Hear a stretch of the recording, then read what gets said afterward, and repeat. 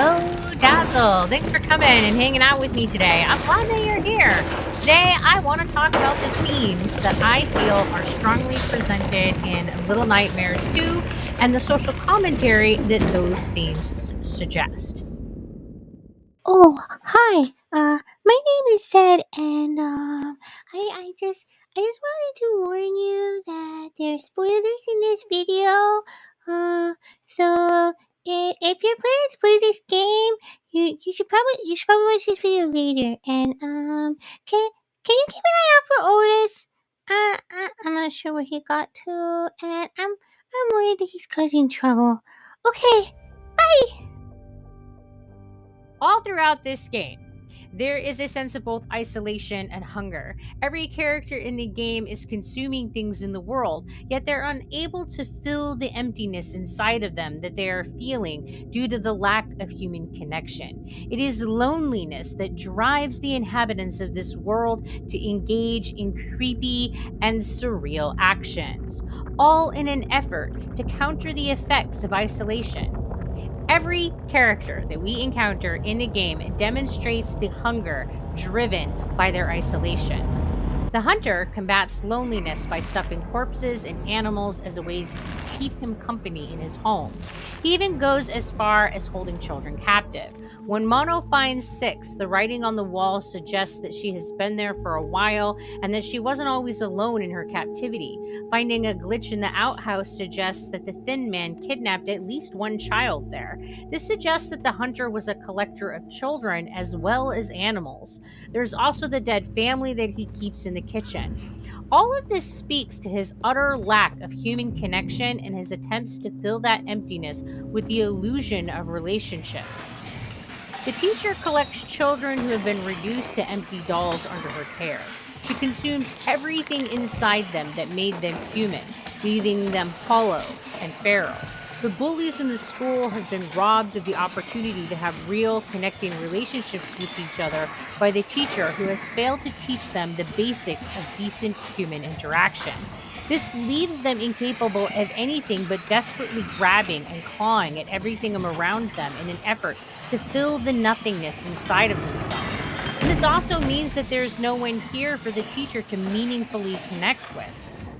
The doctor surrounds himself with patients who he artificially keeps alive or reanimates with prosthetics in a vain attempt to restore the humanity that they have lost. He crafts spaces which he provides to those living in this distorted world so that the adults can pretend that they haven't completely lost themselves. Even his body is disformed and misshapen. He sustains himself on the empty hope that what they have lost can be restored through medicine. Despite these efforts, the creatures in the hospital demonstrate their lack of humanity by chasing after the children. It seems that they are driven to destroy the thing that they can no longer have. When left unattended, they stand lifeless and inert like the objects that they imagine themselves to be. The Thin Man kidnaps children, leaving glitches behind all over the world. It's never made clear what becomes of these children. Given how being in the signal tower affected Six, it's safe to assume that none of these children survived. There are 18 glitches in the world for you to collect in order to get the achievement. That's a pretty big number. The fact that the children become glitches suggests that a part of them becomes forever bound to the Thin Man, which would be one way to attempt to avoid isolation. This also suggests that he's literally consuming them and taking them into himself. The all seeing eye lives within the signal tower. It's a large mass of flesh adorned with uncountable eyes. This creature is the source of the distorting effects in the world and is consuming those who live within it. In order to get a sense of this, you have to look past the game itself and into the concept art.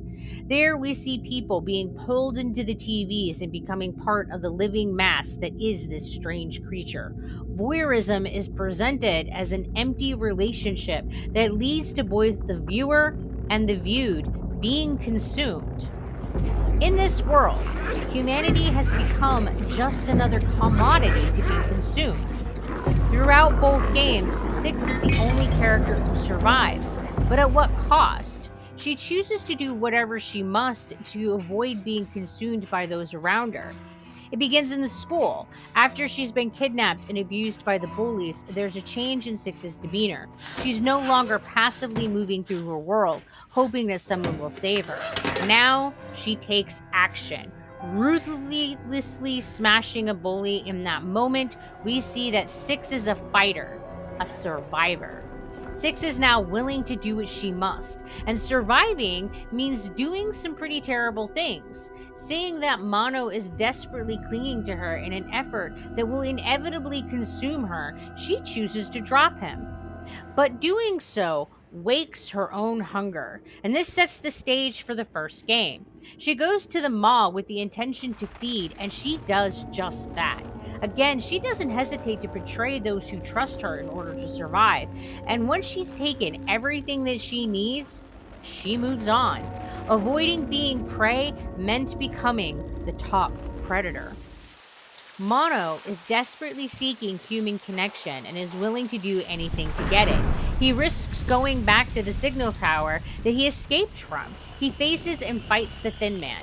He will challenge the entire world if it means that he can keep Six at his side. This also means that he is willing to destroy her music box, which represents the things that she is attached to beyond him. Mono is not willing to share her. He must possess her completely. Six betrays Mono because she sees in him a horrifying reflection of what loneliness can do, seeing him no differently than the hunter that held her captive, or the teacher who feeds on the bullies, or the bullies who beat her to feel powerful, or the doctor that reanimates and reshapes bodies for a sense of purpose. Six sees the hunger in Mono and decides to let him go before she becomes nothing more than an object for his coping. And Mono is left behind in the signal tower to become the very thing that he was trying to evade: isolation. Sitting alone in his chair, he grows in his power and in his hunger. He fulfills the prophecy of his name, which means one, alone, or single. In the beginning, he tumbles out of the signal tower and into the emptiness of the wilderness. By the end of the game, he again finds himself alone. This character arc suggests that avoiding isolation in an empty world is impossible, and that once entrapped within isolation, hunger will consume you. Mono's story speaks of the inevitability that this world has created.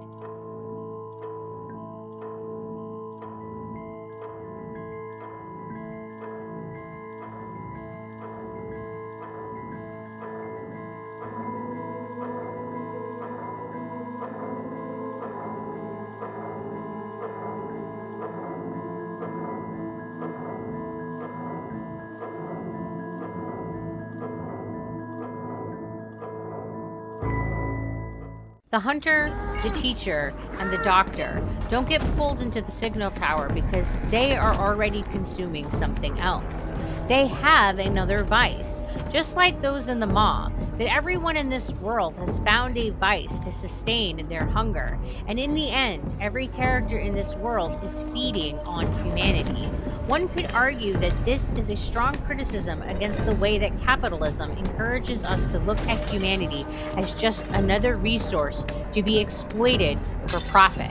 Well, that's about it for my rambling today. Thanks for coming and spending some time with me. If you like what you have been seeing, click on that like button. It really does help. And until we talk again, you guys be sure to take care of yourselves. Bye.